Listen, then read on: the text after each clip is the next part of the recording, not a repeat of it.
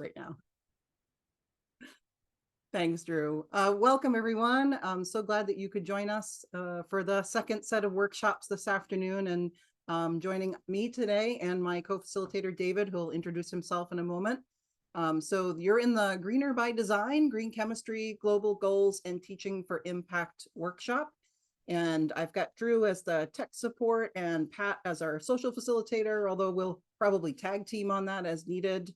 I'll just do the couple of quick reminders before we start on the social side of things. So feel free to use the chat throughout for any questions that you have. And Pat and well, I know will help me with that if comments are coming through to address as we go along. Just a reminder of just sort of our participation guidelines to make sure we leave space for folks to mute your microphone throughout unless you are speaking at that moment. And Drew is recording this session, and you should have captions available. If you would like to turn those on, you can on your end. I think I covered most of the things. Anything I missed there, either Drew or Pat? Yeah, you got it. Awesome. Fantastic. Let's go. So introduce myself a little bit. This is my green chemistry quest. So I'm joining you today with, I'm a person of many hats. So you have met me already as the executive director of BioQuest. I also am an associate professor of biochemistry at the University of New Hampshire. I've been there since 2006. And I greened our first organic chemistry lab my first year of teaching and never looked back. So I'm kind of known for jumping into the deep end and trying things out, playing around and finding out. And I am also a module developer and consultant with the American Chemical Society's Green Chemistry Institute. That is my connection with my co-facilitator, David LaVisca, who will introduce himself in a moment today. And he and I have been working for a couple of years on this project, and he'll talk a little bit more about that today as well. I am the past inaugural chief editor and moderator of a platform known as the GCTLC, or the Green Chemistry Teaching and Learning Community, that has a lot of open education resources on green chemistry education curricular materials. And then on the slide, you see some pictures of my side quests. And I introduced a few of those in the introductions in the forum, but feel free to tag me later if you'd like to learn more about any of the pictures that you see here. I'm going to turn it over to David to introduce himself, and let me know when you want me to put all of the info up. Like, I put it all up if you want. Yeah, just go ahead. I probably should have taken those animations out, not necessary in this space. Hi, everyone. Really nice to see you. Thank you for being here today. It's a privilege for me to be here on a number of counts. Most importantly, probably that I've never been in this particular forum and community before, and so it's very nice to meet some new people, albeit in 2 dimensions and via electronics and satellites and so on. But better that than not meeting you at all. And the second reason why it's my privilege is to be in support of my colleague, Sarah Prescott. I have had the great fortune of working with Sarah for several years now on a number of different initiatives.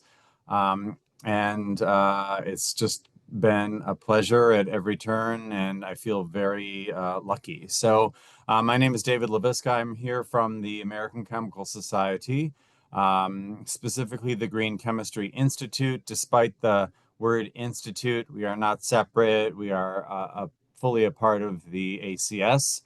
We sit within the Division of Scientific Advancement.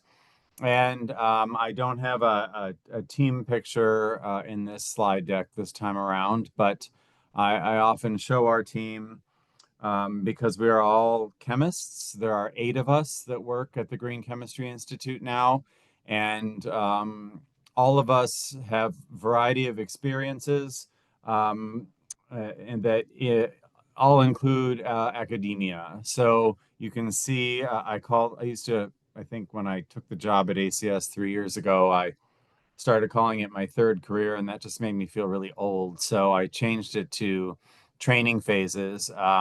I spent my first training phase for about a decade working in environmental remediation for the US EPA Region 2 Field Office in New Jersey. I was actually a contractor and environmental specialist with the EPA as a master's level chemist. I then went back and got my PhD starting as a full-time graduate student in my mid-30s, and fell in love with teaching at that time and decided to go into academia after I defended my thesis in 2013, and was very fortunate to have a number of visiting positions before finally landing in a permanent job at Seton Hall University, where I did many things, including establishing the Academy for Green Chemistry, Stewardship, and Sustainability. I obviously fell in love with and developed a passion for green and sustainable science during those years and prior to those years. And that led to me being invited to apply for this position I have now at the ACS. And after, I don't know, several months of saying no, I wasn't going to do it. I finally was won over by a number of factors. And so I joined in September of 2022, which will be 3 years this fall. I do have experience, therefore, in industry and government and academia and now NGOs. And I would say that my number one passion is teaching. I think it's also my number one skill set and talent. So I'm delighted to be with you and support Sarah and hopefully talk a bit about some initiatives we have through the Green Chemistry Institute to support teachers. I don't know what your specialties are, but as I'm sure Sarah will mention, we are looking to broaden the scope of our curricular initiatives. So there is really room for everyone at the table. We need all of the voices in this conversation about a more sustainable future for our planet. So with that, thank you, Sarah. Thanks, David. So I'll talk a little bit about our outline for our workshop today. So we just did the welcome. Welcome to everyone. I'll talk a little bit next about just an introduction to green chemistry. It'll kind of be a little bit of a speed run, but there are plenty of resources that you can check out later if you'd like to. And then we'll dive into some activities. So looking at the green chemistry and the UN Sustainable Development Goals, I'll give you some information about those and have a Padlet activity to kind of explore some information there. David will talk about the ACS GCI modules and resources, and then we'll have a activity where you'll get to see those resources in action, kind of think about how you might adapt them in your own classrooms. Talk about systems thinking and SOCMEs. I'll explain more in a little bit if that's not a familiar term for you. And we have a fun loopy activity, also fine if you don't know what that is. We want to play around a little bit and introduce you to this tool in some breakout rooms.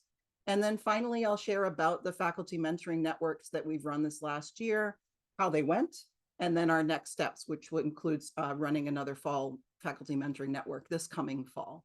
And so that is our outline for today. So we'll start off with a brief, as I said, intro to green chemistry, starting off with a brief history. I'm sure folks are familiar with many of the things that you see here. I am not going to read through these slides because I want to get to the fun activities, but this just gives you a very brief history over time of the various issues that have come up environmentally. And I've highlighted some of the things here that either brought to light particular issues or helped to establish, for example, the EPA and defining how we can move to a more sustainable future. So you can see these broken down into various decades here from the 1940s to the 1980s on this slide, and on the right in some of those images, some of the kind of hallmark moments that you might know about or have heard about over time. And again, these slides are available. So if you'd like to look at this later in terms of all of the detail, because I realize there's a lot of text here, but just to give you kind of a snapshot of things. So moving through to kind of today, we know that so green chemistry is now has been a legitimate scientific field since the 1990s. There are a variety of ways, a variety of things that happened kind of along the way there.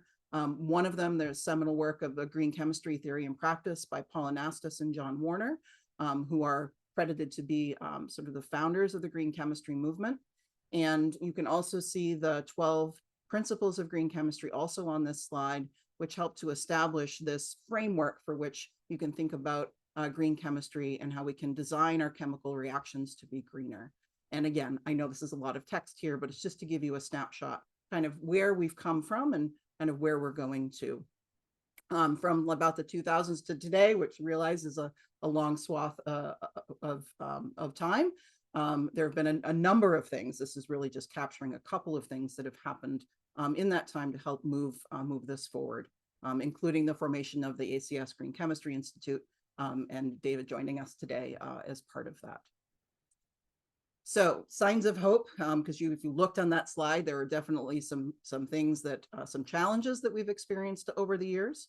And so here are some of the signs of hope to try to kind of bring that forward. I know we've talked a little bit yesterday about in Travis's keynote about pragmatic hope. I really liked how he framed that for us. So in 2014, there's a nonprofit known as Beyond Benign established a green chemistry commitment program, which helped higher education institutions think about how they could incorporate green chemistry into their curriculum. And they have a lot of resources on the GCTLC, which is associated with that organization. Their platform launched in 2023. And so you can find some resources there, as well as on the ACS GCI site, and we'll show you more of those resources today. Another thing I'll highlight, and David will probably circle back to, is the ACS Committee on Professional Training revised the ACS guidelines for bachelor's degree programs. So if you or any of your chemistry faculty on campus if your chemistry program is part of the is an ACS program, they have included green chemistry and systems thinking as requirements for the curriculum in those programs. And I know Pat is thinking this with her heart, so I'm just going to put on my hat and say this is an area where you can advocate for including these in your curriculum. And even if your particular program isn't ACS accredited, which can confirm mine's not, because we serve bio majors and I don't have a chemistry degree on my campus, I can still point to this and say, but it's important. And here's why it's important. The ACS has said this is important enough to include it as a requirement. And so you can leverage this for including those materials in your classrooms. And especially as we're thinking about interdisciplinary work here, which a lot of the folks joining us here today are probably coming from life science backgrounds, or maybe math faculty or data, or a variety of different areas. You might not be chemistry faculty, but you can work with your chemistry faculty, let them know about this, and try to bridge those, make those bridges across other folks on your campus. I can tell you that on my campus, folks were not familiar with this, that this had happened. So, it's another way that you can leverage this to get some momentum building on your campus. And then finally, you'll see here in 2024, the ACS GCI launched the Green Chemistry for Sustainability platform. And you can find a lot of information here, connecting people and resources to accelerate research, innovation, and the commercialization of sustainable chemical processes and products.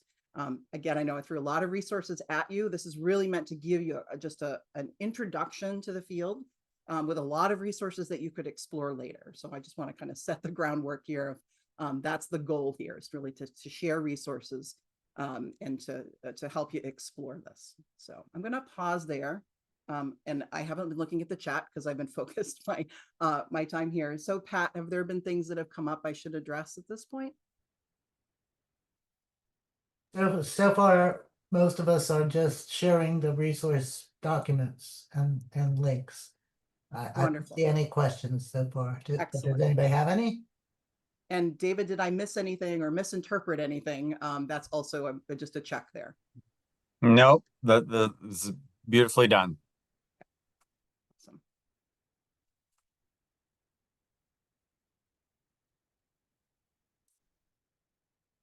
Okay. So other signs of hope. The EPA, I'm going to couch this all into like up until recent times.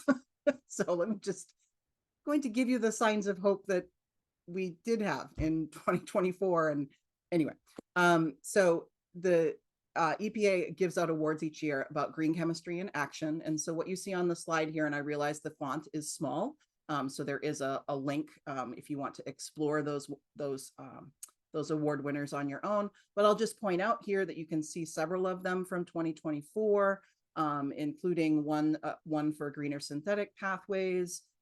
There's one on specific environmental benefit, climate change. So you can see a variety of different areas and industries that are covered here. Yeah, go ahead, David. Nope, I didn't mean to interrupt your flow, Sarah. I just wanted to point out to everyone that while it wasn't widely known it's been for a very long time that these awards, as impactful as they are, have been co-sponsored and co-organized by the Green Chemistry Institute at the ACS. And as of 2 days ago, I'm sure most of you have heard that the entire Office of Research and Development at the EPA is being dissolved and all of the people have been fired. There were already problems prior to that, but we are carrying on with this at the GCI. I had a meeting about it earlier today. This will continue on as the Green Chemistry Challenge Awards. And hopefully, you know, when a little sanity comes back into the conversation, we'll get the EPA folks involved again in the future. But this isn't going away. I just wanted to make sure that was clear. Thank you, David. That's really helpful and helpful framing for everyone to know. And do keep interrupting me to put those things in for folks, because we have different pieces of things in our brain. So yeah, absolutely, just jump right in. And I also want to acknowledge that I'm only including the EPA's Challenge Award winners here as an example. ACS GCI also has awards that they give out to faculty and students, and I'm actually part of kind of helping review those and from some of those awards in working with David. So we could share more about that too. I didn't realize I didn't include that here in the slide deck, but those are also out there too. So so that's an example. And then the one I just highlighted here is the one that was specific to climate change. I know that in this group, this is an area of, I think, potential overlap with what you might be teaching in your classrooms or what your interests might be in terms of developing curriculum. So I thought I would point this one out in particular. Just give you an example. The other thing I'll note here that I've done in my classroom is to have students go find these awards and use them as a means of discovering more about the processes that are happening or whatever framing might work for your classroom. So when I'm teaching biochemistry, for example, I can have them explore different pharmaceuticals that are now available and compare and contrast those with what might have been available prior. So that's just an example of one way that you can infuse this into your classroom in a low barrier way, right? So as an example, or as a, you know, starting your class off as a case to just talk about, not in a full case, but as an example or a story, to get students interested in a particular topic that you're talking about. So just like to highlight these award winners as an area that you can consider using in your classroom. Okay, I'm going to pause here. The next is sort of a brief intro to green chemistry and the UN Sustainable Development Goals. But are there any questions or thoughts or comments folks wanted to share? And go ahead, David. Yeah, this is a perfect moment actually for me to point out for people that over the years, a number of quote unquote case studies have been developed and published by the ACS around the Green Chemistry Challenge Awards. And that fell a little bit into disuse. There were some significant missing pieces to that as far as I was concerned. They were more expository explanations of the awards versus actual teaching materials that would help people use them as case studies in their classrooms. So pursuant to that, we are working right now in conjunction with Beyond Benign to develop a case study template, which is really a form for developing case studies for people who don't do it or haven't done it, or would even just like a bit of guidance. It's going to be generic enough that I think anybody with any topic could use it, but the idea is to not only develop a useful case study that has pedagogical value in a variety of teaching contexts, but also include green chemistry in the conversation in some way. And of course, that could be other topics depending on what people want to include, but keep an eye out for that. It's essentially finished. We are working toward a manuscript to discuss the development process, but these will be free open access resources posted both at the Green Chemistry Institute and Beyond Benign, as it has been a jointly developed initiative. So I just wanted to point that out. It's really great. The authors did a phenomenal job. I'm super excited to release this out and have people be using it.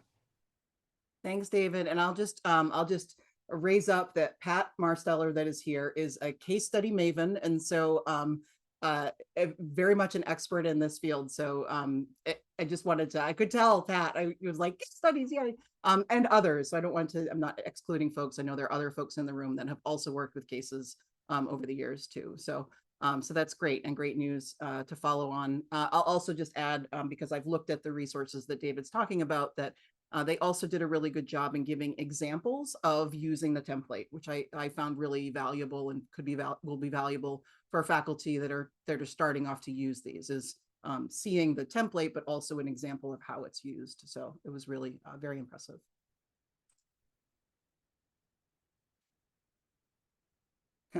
Pat, I was just looking at the chat. So yes, awesome. Thanks, Pat.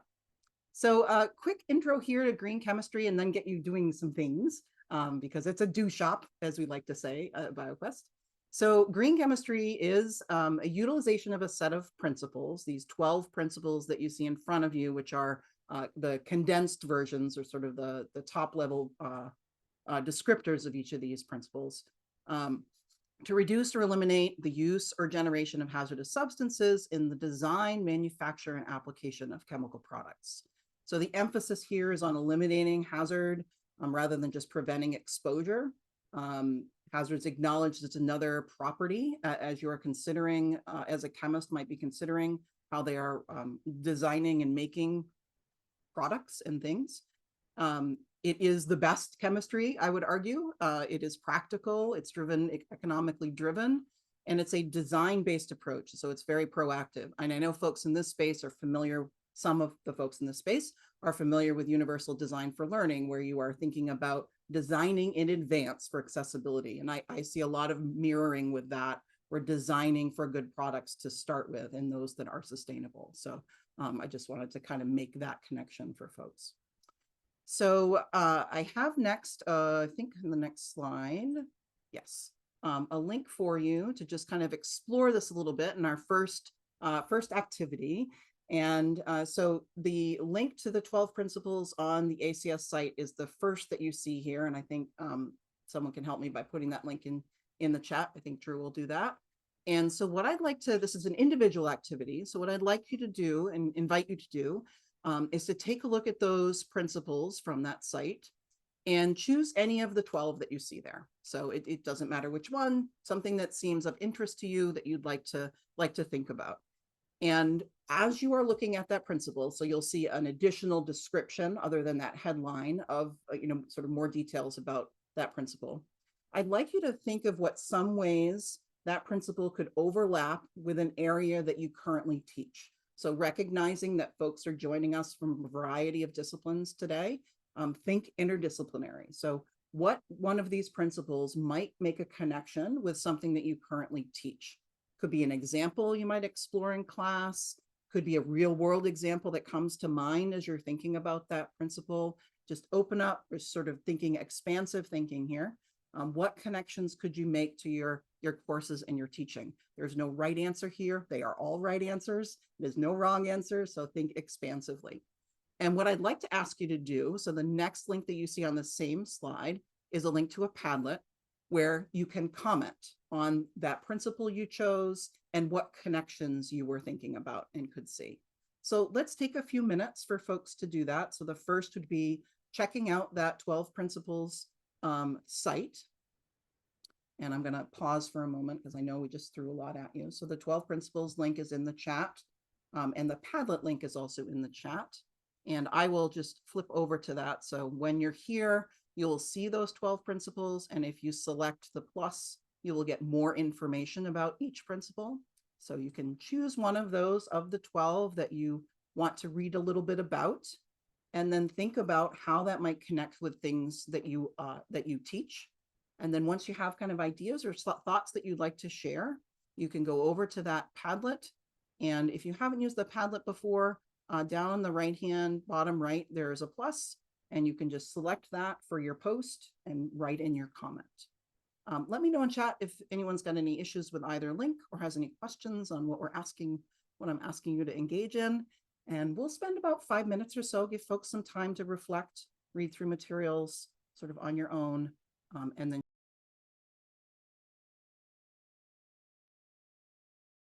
Seeing some great posts coming in on the Padlet. So giving folks, we still have a few more minutes as you're working through those.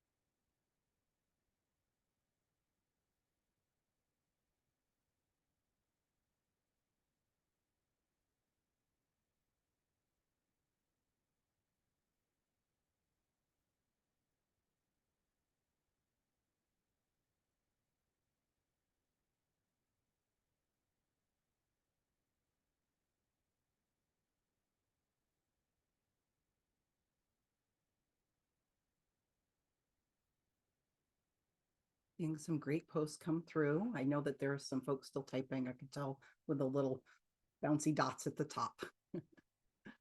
So please do keep sharing. I am loving the amount of connections that you're making to different areas. So I'm seeing from biochemistry, a couple of folks mentioning that, to health sciences, to environmental science. I love the real-time analysis example someone's posted there, so that's excellent. If anyone would like to unmute or say more about your comment, feel free. If you want to say more about what you posted there.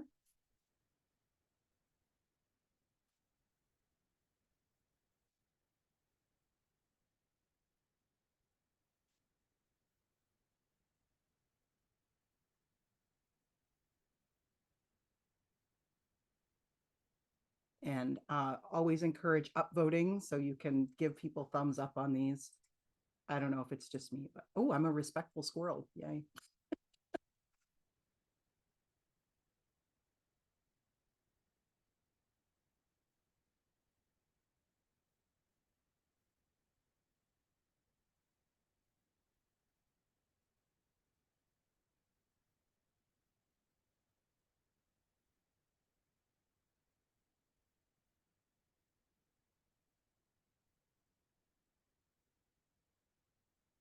Really great questions here that you're thinking about.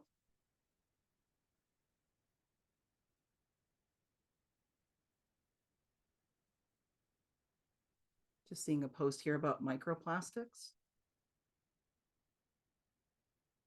That sounds awesome.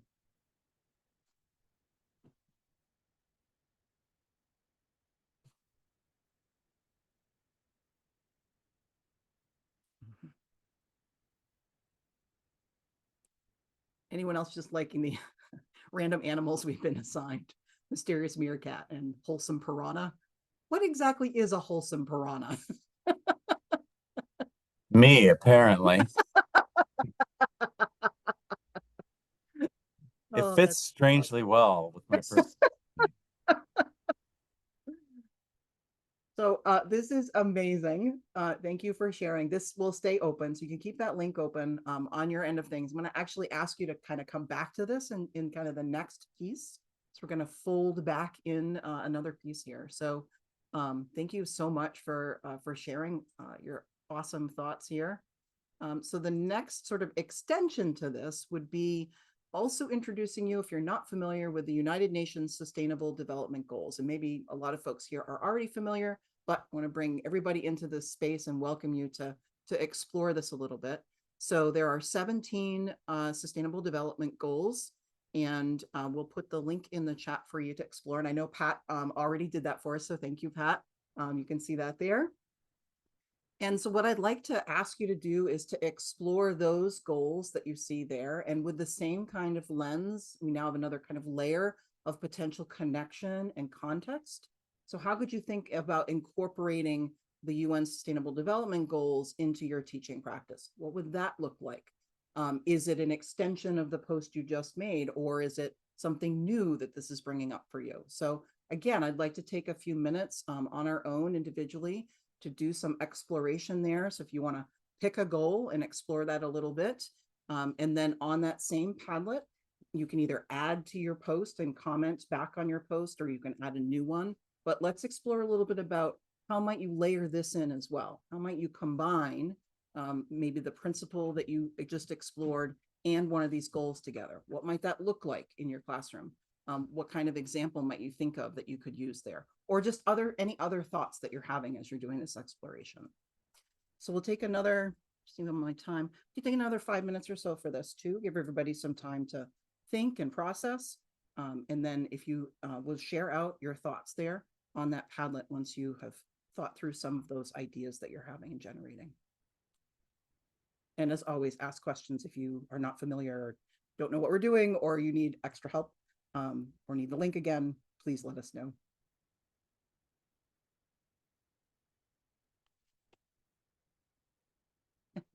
Sharon, I'm just seeing your comment.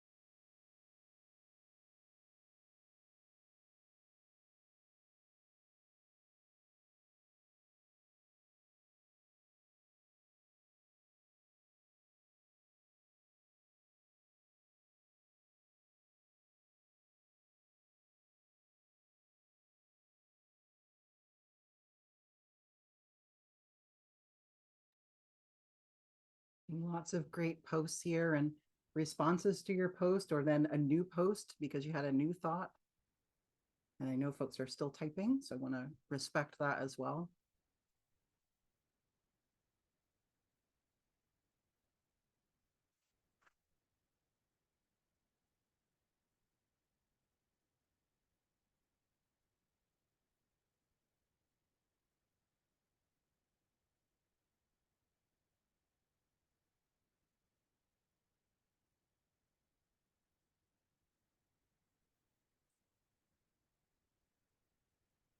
So one of the things that you might have noticed when you were at the UN Sustainable Development Goals site is that each of those 17 goals have different things linked out to them, including publications, events, and other resources.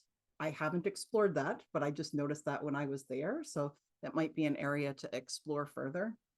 And I also wanted to share with you that they do have a higher education initiative. And I dropped that link in the chat for folks if you're interested in learning more about what they're doing in this space. I am just learning myself and sort of exploring that to see what other curricular resources they have and what might overlap with other things that I'm already doing. So I'm just pointing that out as a potential other resource to connect with. David, I don't know, are you familiar with the HESI, that higher ed initiative? It's something that I've heard of and read about before, but it's not something I would be able to talk about without, I think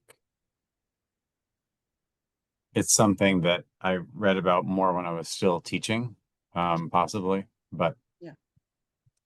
They have a variety of institutions that are sort of signed on there, and it's very global. And so I'm just curious and exploring more. This is wonderful. So I just want to raise up and just thank you all for engaging in this and sharing your thoughts, and seeing some extra posts come in here, which is wonderful, about zero hunger.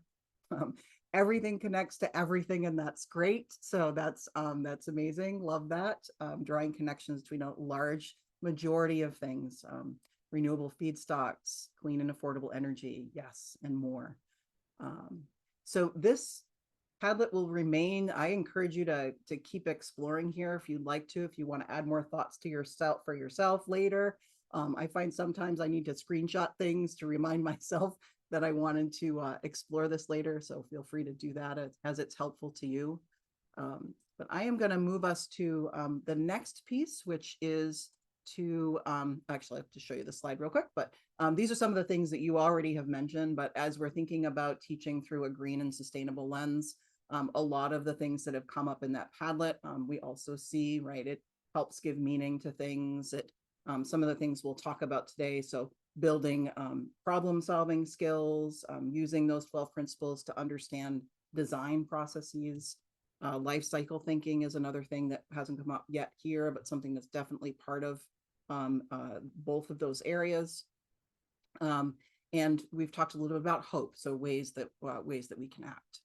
So I'm going to turn it over to David next, who's going to talk a little bit more about the module project and resources at ACSGCI, and then we'll explore one of those resources today together. Great. Thank you, Sarah. I must say it's invigorating seeing the things that people are contributing based on these first couple of exercises.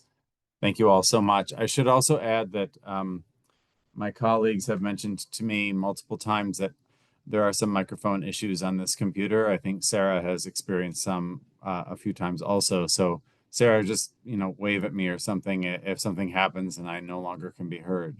Will do.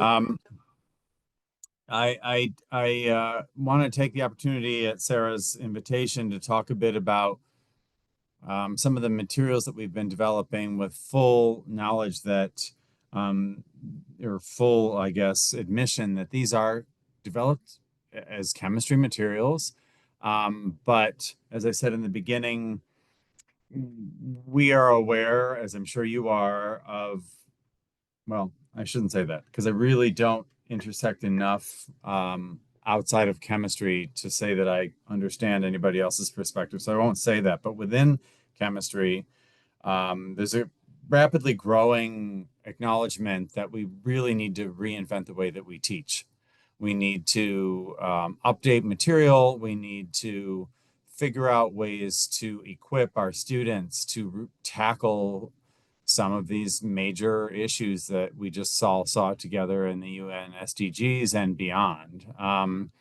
This really requires a much more of a systems thinking approach. I don't know if systems thinking is something that any of you has worked with before or are familiar with. There's lots of different ways to define it, and I don't tend to be particularly pedantic when it comes to labels and terms. I think that we all need to be forging ahead, and I don't like having rules and regulations and labels and terminology and lingo get in the way or become barriers for people. So I'll just say that in a very general sense, typically chemistry students don't graduate, particularly at the four-year level, with a holistic sense of what chemistry is, what it can do. If they're particularly bright or they've been fortunate to have a series of really superb teachers, they might have a little more advanced view. But the fact of the matter is that chemistry, and I really think science more broadly, is expansive. It requires a lot of different things to see the elegance and to really get to a point where one can be effective as an innovator. And that's, of course, why we have training programs within job environments, industry, and beyond. And also why we have advanced instructional processes where people get advanced degrees, because four-year degrees, particularly in the sciences, can be a bit limiting without additional life experience or on-the-job training or any number of other mind-expanding exercises. So there was a project started at the ACS many years, not many years, some years before I joined. I think it formally began in 2020, but I think the call for volunteers or to work on it came in 2019, maybe. That's when Sarah Prescott and I both applied, and we were both accepted and randomly paired. So people worked in teams, and I'm going to talk a bit about some of these materials, but I would like to preface it by saying that this has been a long road for a variety of reasons, and we are still working through adapting and modifying many of these materials, but we are able to do that because we are getting feedback from instructors. Many of these will apply to biochemistry and beyond. For example, the module that Sarah suggested that we focus on today, which you can see up on the screen, at least in a hint with the picture on the side, the graphical element. We're going to talk a bit about stereochemistry module. And stereochemistry is something that extends beyond chemistry, obviously. And we have a great need to hear from a variety of different types of instructors. So I do hope that even though nominally these are chemistry modules, that those of you who don't teach chemistry or only have a glancing blow with chemistry will still look and see what's there that you might be able to use. And by all means, contact me, contact us at the GCI, even if only to say, I think it would be really great to have a module on this topic, whatever your topic is. We may find ways to support your work and ask you to contribute something and add it to the library of curricular materials that will, as long as I'm able to influence it, continue growing over coming years and decades. So as you can see on the screen, this came under something that we call the Reimagine Chemistry Education Campaign. And what you can see is each module contains an overview document and then teaching resources. In some cases, they have slides, they have instructor, behind the scenes explanations of things. There are assessments, there are in-class activities, there are outside of class activities. And they're all different. Some have more of one type of thing than others. Some are more approachable than others. We had a very heterogeneous crew of people, as you'll see in the upcoming slides. So go ahead and go forward. Sarah, thank you so much. So the idea behind this was to take, as you can see in the graphic on the right, the foundational chemistry concepts. So we're quite aware, and I'm sure you see this in your individual fields. One of the big barriers to change, one very easy thing for people to point to in order to not make adjustments is time. It is an overloaded curriculum. It is, I have to teach to make sure my students can pass this particular exam. It is, all of my colleagues teach this set of concepts, so I have to as well. And this green chemistry stuff is just an add-on. I don't have time to add something on. I would have to leave something out. So what we did in this case was use foundational concepts that are already being taught and simply reframe them to intersect with a systems thinking lens. Some of them are more in-depth in systems thinking than others. Reference the UN SDGs where appropriate, and talk about green chemistry principles where appropriate also. So really reframing the teaching of these topics with a much more holistic lens to help students contextualize why they would need to know it, and teach in ways that will actually help students connect the topics themselves to hopefully a real world system or subsystem or example, rather than just whatever textbook examples that particular author came up with in the book.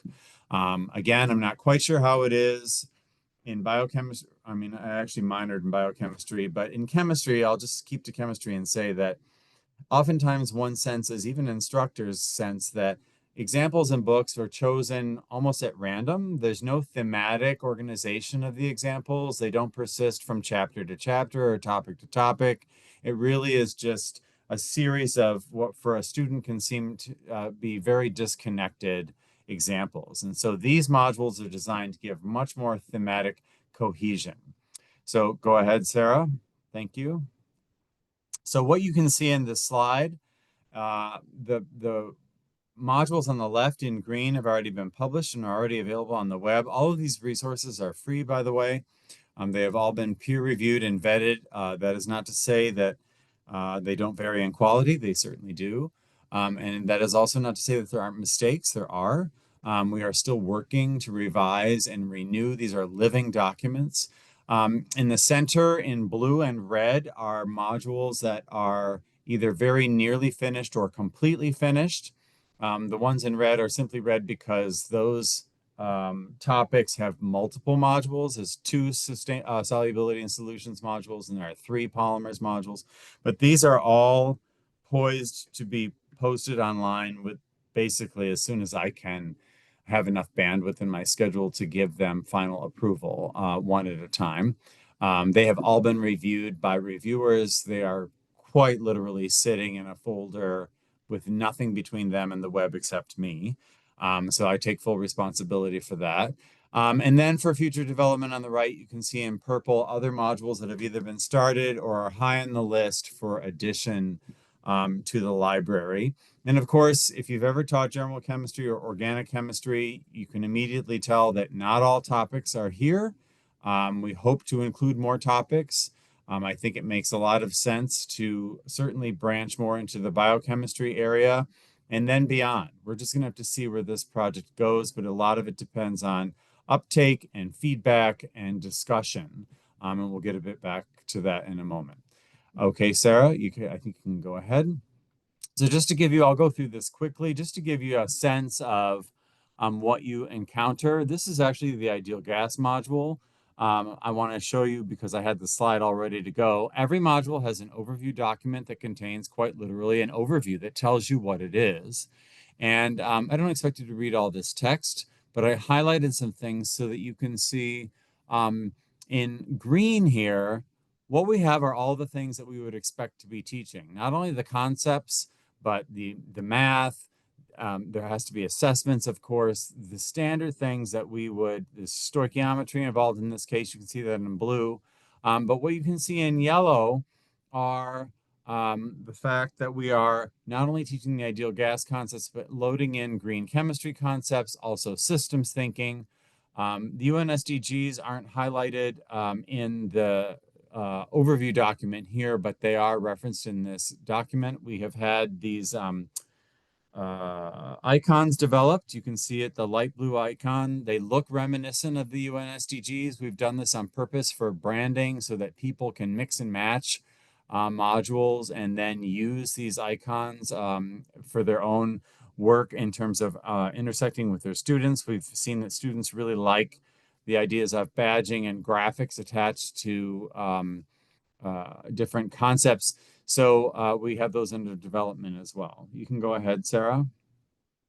So here, this just gives you the relevance and gives you the frame out for this particular module. In this case, it's based largely on ammonia and ammonia-derived fertilizers in the environment, hazards, of course, and then it talks about the principles of green chemistry, specifically prevent waste, use renewable feedstocks, and accident prevention. So all of this is, you can read ahead and have a sense of what you're teaching.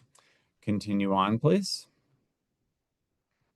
So here, what you can see is a different kind of encapsulation that shows, really emphasizes they are open access, but gives some graphical representations of what they include. As I said, each one includes a foundational concept or concepts, and then these other things, the UN SDGs, the systems thinking, as well as the green chemistry principles. Next slide, please. So let's move into, I believe we're going to do a little bit of an exercise with this chirality module. You can see the icon is shown here. This is intro, and next slide. What we see here are also what you see online, which is that learning objectives have been defined. You may come up with your own learning objectives, of course, but we include these as prompts, but also to show you that these were all developed by instructors, and they do have learning objectives that were thought about in an intentional way before the modules were developed. And you can also see at a glance which UN SDGs are going to be referenced in this module. This is on the module page online. Next slide, please. So here, this is just a selection of slides, except for the green background. These were block and copied directly from the module. They were not modified by me, except to include my email address at the bottom.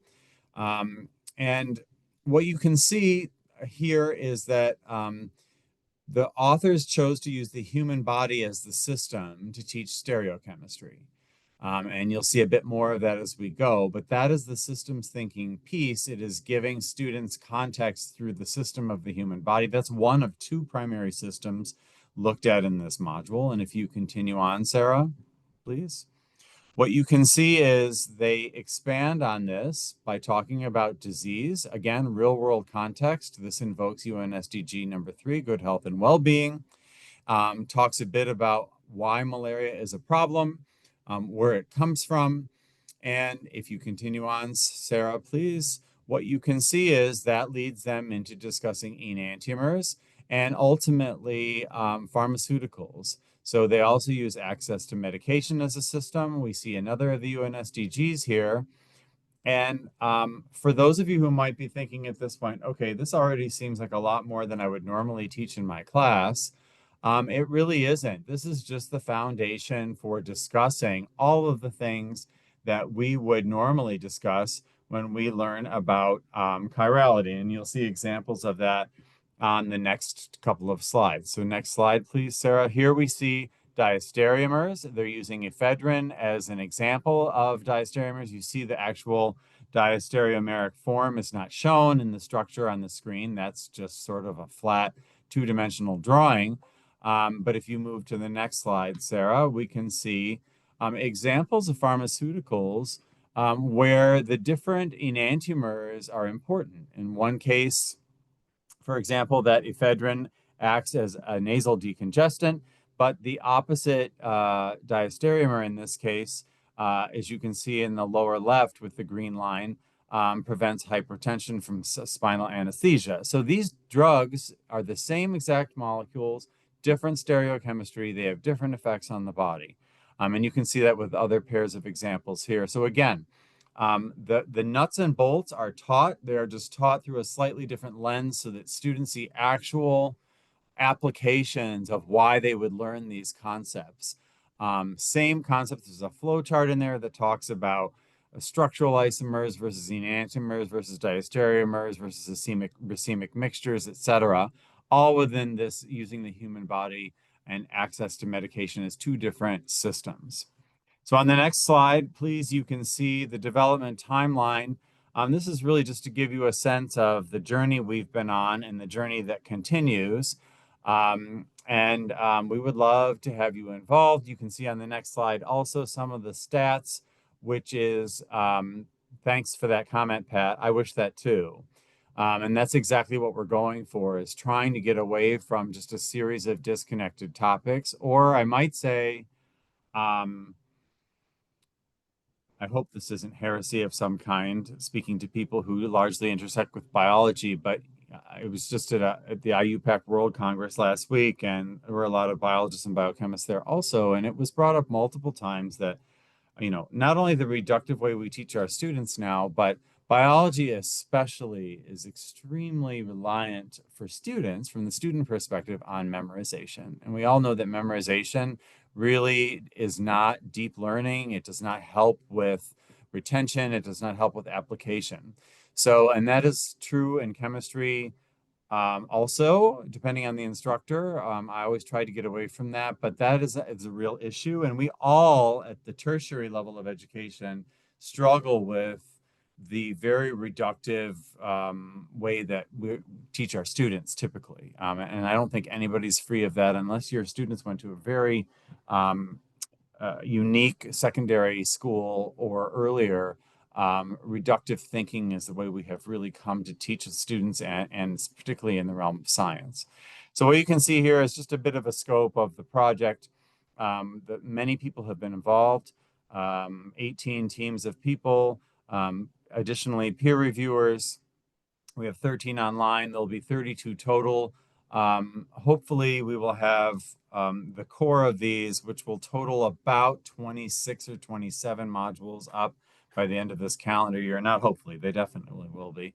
But then we will continue expanding minimally to 32, but hopefully beyond, as long as I can get my budget pushed through, which is happening next month, and we can continue this work. So with that, what's the next slide? I think, Me. yes, I'm going to hand this back to Sarah, but I will just say one more thing, or at least reemphasize. I don't know how many people in this meeting saw themselves in any of that material, but if you didn't, there are other modules. And if there are no modules that are suitable for your teaching, please feedback to me, feedback to Sarah. We have room for future development. We really do want to cut across as many of the scientific disciplines as we can.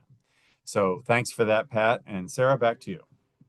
Thanks, David. And nice lead in, because the next activity, although I'm going to shorten it a little bit for time, is to explore this resource just a little bit that David shared with us. So we're not going to explore the whole module. I have just 2 things that I'll give you to take a look at and just kind of glance through so you can get a better sense of what the activities look like. So thanks for that very nice lead in. And the other thing I wanted to mention, and the reason that I'm going to have you kind of explore this resource a bit, and David alluded to this already, is we're really interested in having folks adapt and implement these adaptations of these resources. So we want faculty to be able to use them.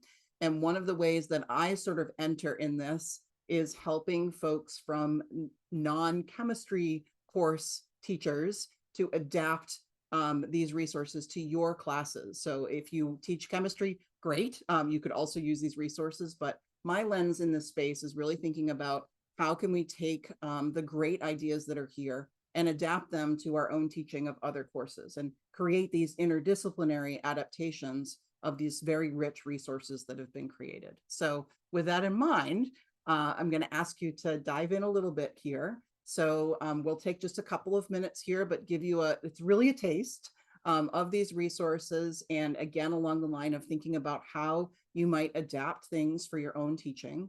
So what I have done here is created our own versions of the homework assignment that's associated with the module that David showed you. So it's just a piece of the module, and the lecture slides, which the sum of those slides he just showed you. So, and I'll give you those links in just a second. So there are our own versions of them. I just dropped them into my Google Drive so we can comment on them. It's not appearing anywhere else outside the group. So I wanted you to pick one of them. So pick either the homework assignment or the lecture slides, take a look at it, and use commenting to make some comments within the document itself. So, you know, you could say something like, this is great. I'd like to adapt this for my ecology course, or my sustainability course, or my Gen Chem course, because I think someone mentioned that earlier.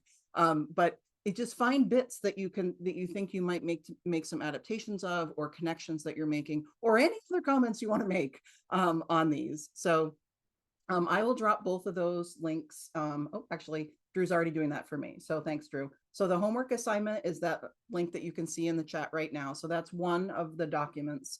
And then the other is the lecture slides, which is the one he just dropped in. So your choice, choose your own adventure here. Pick one of the 2. And let's take a few minutes. You will not be able to get through the whole thing here. So there's not an expectation that you get through the whole thing. Just do some skimming, some looking through things, and any connections that you're making, please use commenting to do that. And I'm just going to go to the next slide, which has the same links, but just gives you a little bit more of what I just said. So use commenting to share parts that you might adapt, or any other insights or questions that you have. Basically anything that's popping to mind, just drop in a comment there. And, you know, notice, as we did before, where are you making connections to those green chemistry principles, those UN SDGs? Where do you see those come in? And we'll talk a little bit about systems thinking next in our remaining few minutes left, where you might see some connections there. So I think folks have the link. You have your assignment here. If you're not familiar, once you've opened up either the Google Doc or the slide, you can just select any part of the text or image, and then you'll see an add comment button, and you can just add your comment there, and everyone should have access to that. So I'll be quiet to give folks a chance to look through that, and let me know if you have any questions or have any trouble.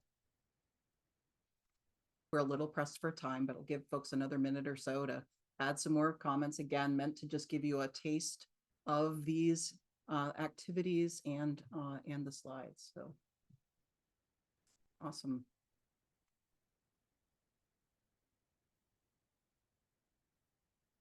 If anyone wanted to voice anything, if you want to unmute or share any comments, you're welcome to do that too.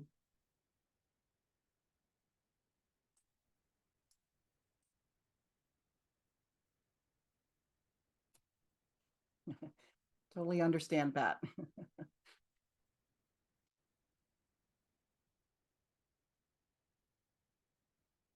Okay, so feel free to keep commenting in there. Those will remain open. I'm going to move us through kind of the next pieces and for sake of time and make sure that we end on time and respectful of everyone's time with us today. So I hope that that gave you a little bit of a taste of some of the activities and the lecture slides that you see there. Would love for you to explore more and be thinking about how these resources might be adapted for your classroom. So I'm going to talk a little bit very briefly here about systems thinking. I know David mentioned it, I did as well. And just giving you some tools. We will not do the activities for sake of time, but I will share out a few tools that you can consider that you might use in your classroom as you're thinking about incorporating systems thinking in various activities. So very briefly, it's a way of thinking about things in systems, how things connect. It's a way that we can use this to tackle complex problems. So that's one of the benefits of applying a systems thinking lens to your teaching and your curriculum.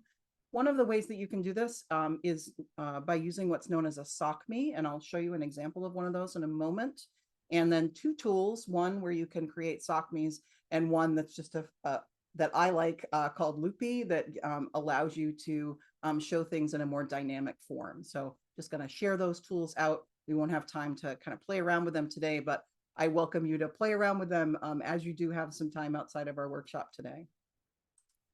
So a SOCME is a systems-oriented concept map extension. I know probably folks here might be already familiar with concept maps, so it's a way of sort of expanding beyond that and considering how different systems interact with each other. So it's a way that you can kind of take a really complex issue and kind of break it down into systems and subsystems. This can be applicable to a variety of disciplines. That's not necessarily just chemistry related. Ecology comes to mind. But you know, where you have interactions between things. I know for biochemistry, I think in terms of metabolism and cycles, and that's where my lens of wanting to look at things dynamic in a dynamic sense come from. So it's kind of the way that I kind of enter this. So again, for time, just kind of exploring this very briefly today. One of the tools that you can use with your students or can use yourself is called the Socket tool. And I believe I have one opened. And so you can put connections between things. So it allows you to create SOCMEs. So you can put in what those different systems and subsystems are, and you can make all of the connections between them. So again, just kind of throwing that at you as one thing that you can use and play around with. It's an open tool, free and open to use. And you can either explore it on your own or have your students explore it. I'm one where I kind of dump my students into new stuff for better or worse, and just have them play around with things. So this is one that I'm planning to throw at them this fall. But there are a lot of examples. What you're seeing on the slide here is just an example of one, how a SOCME is created. And then here you can see an example of one for the nitrogen cycle. You could use them for any type of system that you want to visually sort of explore all the interactions between them. So Socket is one, so I highly recommend kind of playing around with that when you have time. And then I'm going to skip through this. So the other one is called Loopy, and I'm just going to show you that one real quick. So this is another open tool for thinking in systems, and it's dynamic in the sense that you can upregulate and downregulate particular connections. So this is the main site when you go to, and then I've just pulled up one that they have here, just so you can see, just so I can like, ooh, you. So you can play around with this tool. You can sort of put things up or down, and then it just responds to that and shows you the interplay sort of in real time between those interactions. It is more generic. There's no sort of quantities associated with this, but for uses of sort of demonstrating visually how things might interact, you could think about how this might you might use this in your classroom. And one of the things that I've done with my students is actually have them make their own loopies. So think about what interactions you want to show, and then have them play around with this and make and create their own loopies. It's fairly easy to make your loopy. You just have to figure out what you want to put and connect first. That's kind of the first part to do, is to figure out how you want to design it. But then it's really just to drop in different circles and connectors, and you can edit them and you can share them freely. And there's a library of loopies that other people have made here. So if you're interested, you can explore that. So that is the Loopy tool. And I realize we didn't have a lot of time to explore that today, but just wanted to give folks a heads up about that. There's a foxes and rabbits one if you want to do that. It's very simple. More foxes, less rabbits, vice versa. So, so anyway, it's an interesting way to use that visual system to help your students think about the interactions between things. So we don't have time to do the breakout room today, but hopefully you'll get a chance to explore that on your own. And so what I want to move to next in our remaining minutes is to talk about our next steps on the project and sort of where you can join us in this process. So we started with some faculty mentoring networks this last year. So David and I co-facilitated several in the fall and the spring for folks that were creating these resources, as well as a cohort of faculty that came in and adapted existing resources. And so we will be continuing the adapt version of the faculty mentoring networks for these resources for the fall. If you're not familiar, a faculty mentoring network is a group of folks getting together to work on a particular project, and they are faculty helping each other out through that. So that's a very quick way of describing that. I'm sure I'm missing some details that other folks might chime in about, but those are the key aspects. It's about community, it's about professional development and learning, and being supportive of each other in the community for that particular project. You can see on the right here, these are a couple of groups that we've been associated with, that we've had that have run FMNs, and we have a lot of other groups that have done those with BioQuest over the years. What you're looking at here is the actual FMN that we ran this last year, so you can get a sense of what that looks like. And so we run them over the semester and meet every other week on Zoom for an hour. And that's our time to kind of check in with each other. In some weeks we share resources, and others we would help each other out with particular adaptations you're thinking about. There's brainstorming, there's ideation. It really can be tailored to whatever the particular group is looking to do and whatever the outcomes of those faculty are. And then between session, there's work time, right? So you're working on particular tasks and before the next meeting. So that is the very, again, brief overview of that. I'll give you just the highlights of our outcomes from this last year to kind of convince you that this is a great thing. So from the Adapt and Implement FMN for fall, all of our participants adapted a resource. The participants themselves requested we extend the FMN for spring, and we did. Always consider that a huge win when folks want to meet more and sign up for more meetings. So several are working on additional activities and are going to be serving. So part of our FMN model is building leadership within. And so several of those folks that were participants will now be serving as facilitators in our FMNs coming up this fall. So we really hope you consider joining us for that. And if I haven't yet convinced you, here are some quotes from folks that participated in the FMNs this last year. And I don't have time to read through all of them, but you can kind of see some of them at a glance, and from folks all across the United States that joined us. And it's just wonderful groups of people. So 3 of the themes that came out of asking them about what was this like for you. One that you're seeing on the screen now is that it helps build a sense of community and belonging, which is something we see that's very common across our various FMNs that we have hosted. Another is that it allows for accountability and making progress. So those check-ins every week, every other week, really help folks keep that momentum going in a supportive way, and then making sure that you're making progress to your end goal. And then lastly, that it deepened their own practice and pedagogy. So they learned along the way, in addition to creating those resources and having those adaptations ready to go for their classrooms. So the other piece here is that it's tailored for you. It's wherever you want to be working. So whatever that happens to be for you, whether it's hopefully adapting your green chem resource, or maybe it's something else, but it helps you both deepen your practice as well as come out with action things that you can use in your own classrooms.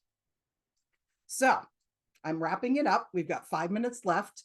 We're kind of bringing it all together. So what I'd like to ask for folks to do is, we have in the forum space on our group, we have a workshop discussion forum space for this. And especially given that I ran out of time to show you the Loopy and other things, if there are things that you want to ask David or I about the module project or the FMNs, or you want to offer some resources or comments or whatever you'd like to share with us, we would invite you to share that in the discussion forum. And I know David might not be checking in, but I will be checking in on that forum throughout our time this week. So if you have a question that I can't answer, I can reach out to him to get a response as well. So, you know, what connections are you making? If there's particular synergies that you're seeing today, basically would love to get some feedback on the things that that you're pulling together as you thought through different resources that we went over today. And I apologize for doing a little bit of a speed run there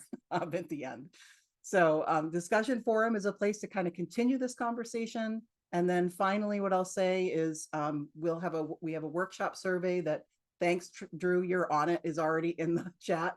And so for all of our biome workshops, we really, really appreciate if you take just a moment to fill out that quick survey. It gives our facilitators of workshops feedback so that they can also be continually learning and improving for future work that they're doing. And I mentioned the FMN for this fall, so just wrapping that up. If you have any questions, please feel free to use the forum to ask any questions about that. If you're ready to sign up and you're like, yes, Sarah, I need to do this for a fall, you can sign up on the Padlet on the group site, or ask me if you have any questions about how to sign up for the group. And if you want to know more, just ask me. I'm happy to give more information. So I want to thank David very much for joining me and sharing about the project. And I'll give him a few minutes here to kind of wrap us up with anything else you'd like to share, David. Yeah, I don't really think I have anything to add. You did a beautiful job of summarizing, Sarah. I think, you know, I said when I was speaking earlier that we are very interested in having as many voices as possible participate. And I would say, I guess I'll just close with 2 comments and then give it back to you, Sarah. Point 1 is, if you don't see yourself in these materials, please take some time and look, or figure out what you can add to the conversation so that you and people like you can be seen. So one of the things we want ultimately is to have these documents be living documents with multiple revisions. And, you know, there could be eventually stereochemistry module for organic chemistry and stereochemistry module for biochemistry, and they might look different from each other, and that might be, you know, and they can both be posted, and I think that's great. And then the second thing that I always try to remind people of is it's challenging for us, particularly the ACS. We can't really come and find you. We need you to come to us. So please do that. Please find us. Please be persistent. Please figure out how you can contribute, however you want to do that, because you know, these problems in our world, these huge global sustainability issues, are not fake. They are real. And we really need everyone who can possibly be involved in the conversation to be involved. So I hope to be able to intersect with you more in the future. Back to you, Sarah. Thanks, David. And one of those ways that you can help us is by joining the FMN this fall and helping us adapt those resources. So full circle there. So awesome. Thanks, David. And I think we have about a minute left if there are questions from folks. And thanks, Emily, for the comment there in the chat. And Pat, I don't know if there's anything I missed in the chat you want to raise up as we're closing out our session today. No, there hasn't been a whole lot in the chat, but there's a lot of stuff on the Padlet and stuff to review. So we could do 2 more hours. Exactly. I'll also just mention kind of next steps today. So at the top of the hour, so 5 p.m. Eastern, is our community conversations. So you'll see, check out the detailed schedule link. You'll see the Zoom link for that. And we'll love to see you there and continue conversations. So I will be there and happy to talk more with folks then.